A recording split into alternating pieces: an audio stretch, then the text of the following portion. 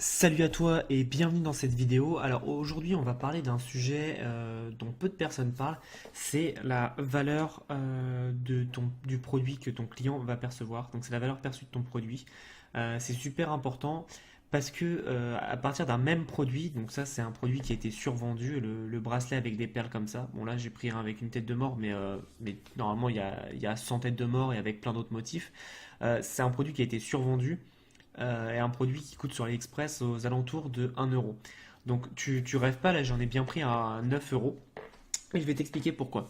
En fait, AliExpress c'est juste une place de marché qui regroupe des fournisseurs. Et donc forcément dans les fournisseurs, c'est comme dans le commerce, il y a toutes les qualités, tous les produits. Donc forcément, tu as des produits qui sont moins bons, tu en as qui sont meilleurs, et donc forcément qui coûtent plus cher. Quand j'étais à Los Angeles, ce que j'aime bien faire mon voyage, c'est faire le tour des petits marchés et des petites échoppes pour voir ce qui se vend. Et d'ailleurs, je t'invite vraiment à faire la même chose parce que tu vas voir qu'il y a pas mal de produits que tu peux trouver sur AliExpress et quand tu vois au prix auquel ils le vendent, pardon, c'est assez rigolo parce que c'est très très cher. Et donc je suis tombé sur un petit magasin, une petite échoppe qui vendait uniquement des bracelets comme ça. Et ce qu'ils ont fait en fait, c'est qu'ils le vendaient 40 dollars le bracelet. Alors tu me diras que c'est cher. Oui et non, parce que par exemple, je sais que sur les sites d'e-commerce, ce genre de bracelet se vend environ 20 euros. Mais comme je t'ai dit, ça dépend de la qualité. Si ton bracelet a coûté 1 euro, tu sais que la qualité, tu peux pas vendre un truc que tu achètes 1 euro à 40 euros. Ou alors, il faut que la qualité soit exceptionnelle, et ce qui m'étonnerait pour un prix d'1 euro. Mais au-delà de 5 euros, entre 5 et 10 euros, tu peux avoir des trucs de bonne qualité sur AliExpress, et donc du coup, les vendre plus cher et marger. Ce qu'il faisait aussi, c'est qu'il mettait en avant vraiment la valeur perçue du produit. Et ce qu'il faisait, c'est qu'il te le vendait dans une petite boîte. Et ça, j'ai déjà parlé avec des fournisseurs AliExpress. Il y a moyen de t'arranger, de faire livrer tes produits dans une petite boîte. Alors, ouais, ça va te coûter un peu plus cher. Ton produit, par exemple, si tu le payes, bon là, c'est 9 euros. Donc, on va dire qu'on prend celui-là. Donc, 9 euros, on va dire que la boîte, tu rajoutes à peu près 3 euros. À peu près de ce que j'ai vu. Parfois c'est moins, parfois c'est plus, voilà, ça dépend vraiment. Mais quand tu commences à avoir un petit truc qui tourne bien, n'hésite pas à faire des boîtes, à prendre des boîtes de livraison, des petites boîtes comme c'est un bracelet, donc comme en bijouterie. Et si tu peux même apposer ton logo, ça fait encore vraiment plus euh, qualité. Ça met encore plus en avant la qualité. Et donc du coup, euh, il faut se dire que le fait que tu payes un peu plus, tu vas te démarquer de tes concurrents et de tout le monde parce que tu vas avoir vraiment une vraie marque dans le sens où tu vas créer euh, une image de marque et un certain standing. Donc oui, tu payes un peu plus cher, mais au final, derrière, tu peux vendre beaucoup plus cher. Et donc ce bracelet, tu vois, que tout le monde vend dans les 20 euros, 15-20 euros, toi, tu vas pouvoir le vendre dans les 40 euros. Et les shops où j'étais vendaient vraiment que des bracelets comme ça, à 20 euros à chaque fois. À 40 euros, pardon, minimum parce qu'ils en avaient jusqu'à 100 euros et enfin ça reste juste un bracelet quoi. Et donc c'est vrai que c'est assez impressionnant de fait que la valeur perçue et la valeur intrinsèque de ton produit peut totalement changer et se vendre forcément plus cher, donc toi augmenter tes marges. Alors évidemment si tu fais ça, il faut que ton site soit nickel, c'est-à-dire que ça soit vraiment très professionnel et que tu aies l'impression que c'est une grande marque. Euh, Là par exemple je te parle vraiment de, comment ça s'appelle, de ce bracelet, hein, mais tu peux faire ça avec beaucoup de produits.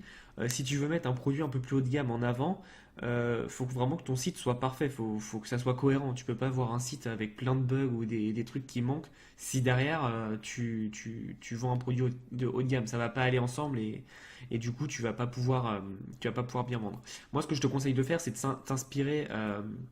Alors c'est de la bijouterie un peu, mais t'inspirer ce qu'a fait Daniel Wellington dans leur méthode. Daniel Wellington, donc j'avais fait une vidéo à l'époque où je présentais un peu cette marque et comment ils avaient augmenté et c'est comment ils s'étaient développés grâce aux influenceurs Instagram. Et en fait, eux ils ont commencé en dropshipping avec donc des produits des montres de Chine de haute qualité justement, donc c'est pour ça que ça relie très bien avec ce que je suis en train de t'expliquer.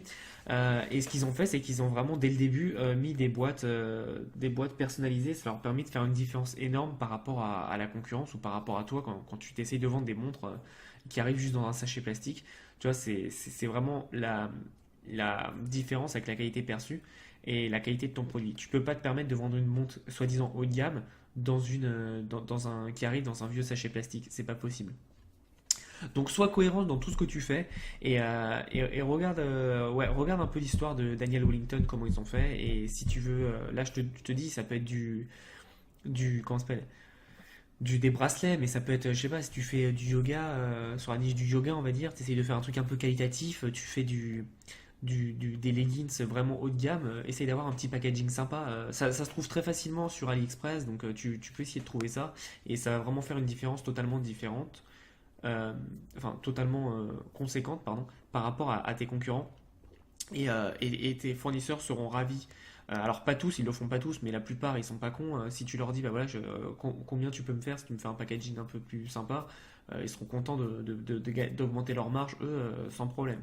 Donc c'est pas mal d'avoir une image de marque et je parle toujours du fait qu'en dropshipping bah, tu as du mal à avoir une image de marque parce que tu as les mêmes produits que tous les autres.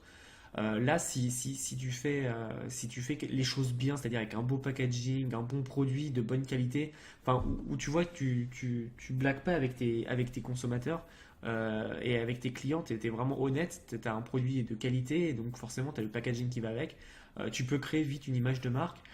Et je te dis, ouais, inspire-toi de ce qu'a fait Daniel Wellington parce qu'ils ont commencé comme ça et maintenant bah, c'est des montres que tout le monde veut ces montres parce que c'est de la bonne qualité et même si c'est fait en Chine, c'est de la très bonne qualité. Euh, Autre point par rapport justement au fait de faire en Chine, on a souvent tendance à se dire ouais mais le dropshipping voilà moyen quoi parce que c'est des produits chinois, c'est fait en Chine etc etc. Juste pose-toi une question. Alors, je sais pas où ce que tu fais là, si t'es dans la voiture, chez toi ou sur ton bureau, mais tu prends n'importe quel produit un peu technologique ou même pas, hein, tu prends n'importe quel produit, tu regardes, c'est sûr à 90% qu'il est fait en Chine. Donc, enfin, tu vois, il y a vraiment, la Chine c'est l'usine du monde et t'as vraiment de tout. T'as des bons produits, des moins bons. Mais c'est comme, je vais envie de dire, un restaurant. Hein. T'as des bons restaurants et t'en as des moins bons. C'est parce qu'il faut pour tout le monde, il faut pour toutes les bourses, entre guillemets. Et c'est pour ça que c'est à toi de t'adapter et de voir ce que tu veux. Donc là, je te montre ce bracelet-là, mais c'est vraiment un exemple par rapport au prix. Hein. Ça se trouve, pour le prix, il n'est pas si bien que ça. Faut faire les recherches. Mais ce que je veux dire, c'est n'hésite pas parfois à prendre un peu plus cher et à pas faire comme tout le monde pour pouvoir te démarquer. Euh, Ce qu'on dit de toute façon dans la réussite, c'est que les gens qui réussissent, c'est les gens qui font ce que les autres ne veulent pas faire, tout simplement. Et si tu fais la petite action en plus, tu vois, c'est au lieu de prendre le même produit que tout le monde, bah, tu prends un produit un peu différent qui est de meilleure qualité, bah, tu vas voir, ça va se ressentir. Donc, moi, c'est pour ça que j'évite de rentrer dans tous les sujets un peu à la mode, on va dire, parce que t'es pas obligé de faire comme tout le monde pour réussir. Si tu, en faisant les choses un peu différemment, justement, tu vas pouvoir te démarquer et faire la différence avec tous tes concurrents. Parce qu'il ne faut pas oublier que le dropshipping maintenant c'est devenu une mode. Et moi, comme je te le dis dans beaucoup de vidéos, pour moi, c'est pas vers là que tu dois tendre si tu veux créer un business sur le long terme. C'est sur la création de ta propre marque. Et le dropshipping, pour moi, c'est juste une façon d'apprendre le e-commerce facilement et sans coût intéressant. Enfin, sans coût important, pardon. Désolé, j'ai un peu de mal aujourd'hui. Mais voilà, le but, c'est vraiment, pour moi, c'est vraiment de t'enseigner à créer une marque sur le long terme et comment, grâce au dropshipping, tu peux te faire la main et après te développer de façon beaucoup plus importante. Donc, oublie pas ça, c'est que ta réussite dépend vraiment du choix de tes produits et ta réussite dépend aussi du choix de ton produit que tu mets en face de ton bon client. Donc, je te laisse réfléchir à tout ça. Comme d'habitude, je te dis vraiment de mettre en action et de passer à l'action, c'est super important. Et si tu veux aller plus loin, j'ai toujours ma formation qui est disponible. Donc elle est complétée en permanence parce que bah, je réagis avec ce que veulent les personnes du groupe. On fait souvent des coachings communs et donc quand ils me remontent des informations ou des détails qu'ils n'ont pas, bah, je fais une petite vidéo et je l'upload. Donc elle est en constante euh, évolution, pardon. Et le but, c'est vraiment d'avoir une formation très complète. Et tu verras, il y a le lien en dessous. Elle est pas super chère par rapport à ce que je mets dedans parce que je veux qu'elle soit accessible au plus grand nombre et que chacun puisse apprendre et comprendre comment faire du dropshipping, du e-commerce et surtout créer sa propre marque avec le print on demand parce que j'ai un bon module là-dessus et j'insiste sur le print on demand qui est pour moi l'avenir du e-commerce.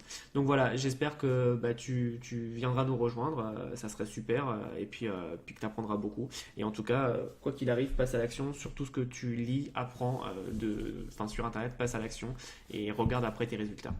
À bientôt dans une prochaine vidéo.